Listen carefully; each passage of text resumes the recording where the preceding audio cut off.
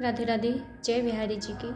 आज मैं आप सबको एक सुंदर सी कथा फिर से प्रस्तुत करूंगी। यदि आपको अच्छी लगे तो लाइक करें, कमेंट करें, शेयर करें, सब्सक्राइब करें, ताकि मैं आपको यही ऐसी ही कथाएं रोज सुना सकूं। कन्नौज में एक ब्राह्मण परिवार में एक बालक का जन्म हुआ। माता पिता ने उसका नाम रखा अजामिल। अजा माने माया, मिल माने मिलना। जो हमेशा माया में ही मिला हो उसी का नाम होता है अजामिल। अर्थात अज माने अजन्मा भगवान और अमिल माने ना मिलना। जिसकी भगवान से दूर दूर तक कोई रिश्ता नहीं हो उसी का नाम है अजामिल। अजामिल बचपन में बहुत ही विद्वान ब्राह्मण थे। अचानक एक वेश्या के संपर्क में आकर उन्होंने अपने ब्राह्मणत्व को नष्ट कर कर सब कुछ वेश्या पर लुटा दिया। यहाँ तक कि अपनी ब्राह्मण पत्नी को छोड़कर वेश्या के चक्कर में वेश्या को ही सर्वस्व लुटा बैठे।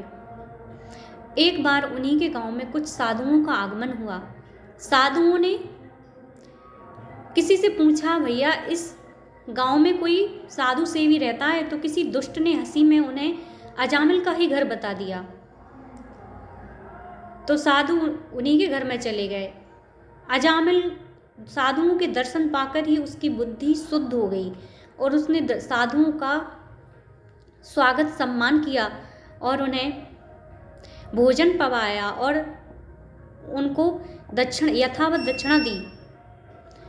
साधुओं ने कहा, आपकी पत्नी गर्भवती है। यदि इसके यहाँ बेटा हो तो उसका नाम नारायण रखना। अजामिल के कुछ समय बाद अजामिल की पत्नी के यहाँ बेटा हुआ और अजामिल ने उसका नाम नारायण ही रखा। और नारायण के नाम से ही अजामिल को भगवान की प्राप्ति हुई। कहते हैं जो अजामिल थे ये पूर्व जन्म में एक ऋषि ही थे। भक्तमाल के अनुसार यह पूर्व जन्म के एक ऋषि ही थे। इन्होंने महाराज ऋषि पाराशर और माता सत्यवती के समागम को देखकर ये हंस पड़े थे। इसीलिए उन्होंने ऋषि पाराशर ने इनको श्राप दिया था कि तुम्हें अगले जन्म में वेश्या का संग करना पड़ेगा। तब इन्होंने बहुत अनुनय विनय की। तब उन्होंने कहा, तब ही इनको अजामिल के रूप में वेश्या का संग करना पड़ा। तभी पाराशर ऋषि स्वयं साधु का भेष बनाकर इनके पुत्र का नाम नारायण रखाकर इनका उद्धार किए हैं। कहते हैं जब अजामिल की मृत्यु सामने आई तो अजामिल अपने पुत्र से बहुत प्रेम करता था। हर समय नारायण नारायण रटता रहता था।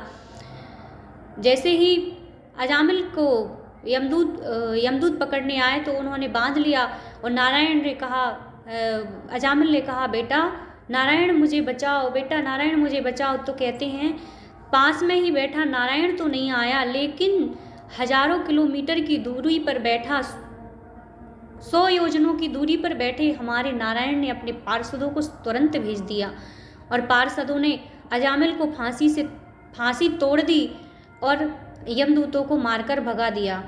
यमदूत दौड़ते दौड़ते यमराज के पास गए। यमराज ने कहा, तुम लोगों पे गाज गिरे, क्योंकि तुमने जो वही भगवान का नाम लेता है उसके पास आज से कभी नहीं जाना। इस बात को ध्यान रखो और हमेशा भगवान की तुम भी अपने कल्याण के लिए हरि का नाम संकीर्तन करो। तभी कहते हैं तो साधुओं के दर्शन यदि गृहस्थों के यहाँ कोई साधु आ जाए तो उनके चरण पड़ने से ही गृहस्थों के घर पवित्र हो जाते हैं। और यदि भोजन करा दो फिर तो बात ही क्या है। और यदि उनके चरणों का चरणोदक मिल जाए तो फिर तो बात ही क्या है, सारे पाप दूर हो जाते हैं। इसलिए साधुओं का हमेशा संग करना चाहिए। उनको साधु अगर हमारे घर पर आते हैं तो उनको निराश नहीं भेजना चाहिए, उनका हमेशा सम्मान करना चाहिए। इसी के साथ मैं अपनी कथा को विराम देती हूँ। अगले दिन आपको फिर मिलेगी यही कथा सुनने के लिए। राधे राधे।